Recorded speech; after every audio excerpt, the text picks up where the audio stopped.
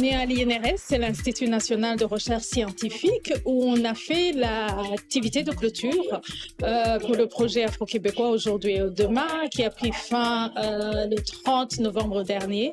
Mais certains des partenaires comme Peyo, Philobox, en partenariat avec le CSAI, on a décidé de faire une dernière activité ensemble pour mettre à l'honneur tout simplement les activités que nous avons menées tout au long de ces 3 dernières années. Un projet si important parce que déjà ça permet en fait d'essayer de comprendre la place que les jeunes occupent dans la société québécoise. Meilleur souvenir du projet afro-québécois, afro-québécoise aujourd'hui et demain, c'est quand même aujourd'hui, puisque au départ le projet est d'une idée dans ma tête et se clôture aujourd'hui dans mon université. Je pense que j'ai un sentiment de fierté pour l'histoire, la richesse de l'histoire afro-descendante au Québec.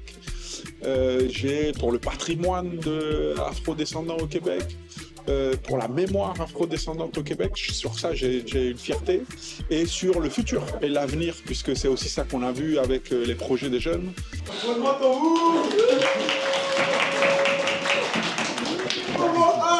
Gagnant.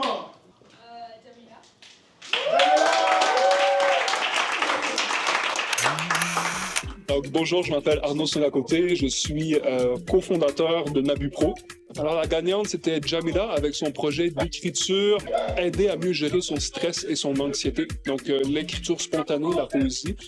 Ça nous a tous parlé, à tous les membres du jury, parce que la santé mentale, c'est un peu tabou dans notre communauté, un peu un non-dit comme on l'avait présenté.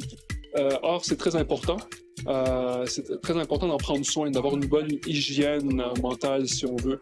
J'ai présenté en fait l'activité d'art public. Donc, c'était la création d'un texte poétique à l'aide d'une œuvre d'art qu'on retrouvait dans le quartier. Et puis, ça s'est fait sur plusieurs mois. On a eu le droit à avoir des ateliers d'écriture spontanée. Puis, j'ai eu la piqûre en faisant ces ateliers-là. J'aimerais beaucoup remercier Sandra et PYO. Donc, Sandra, XR, PYO, pour la place qu'ils m'ont fait dans leur équipe et les projets qu'ils nous ont proposés. Je crois que j'ai vraiment évolué grâce à ces projets-là. Et puis, ça m'a donné...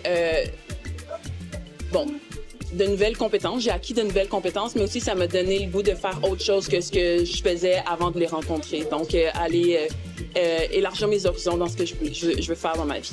J'ai de la fierté. En même temps, j'ai beaucoup de gratitude.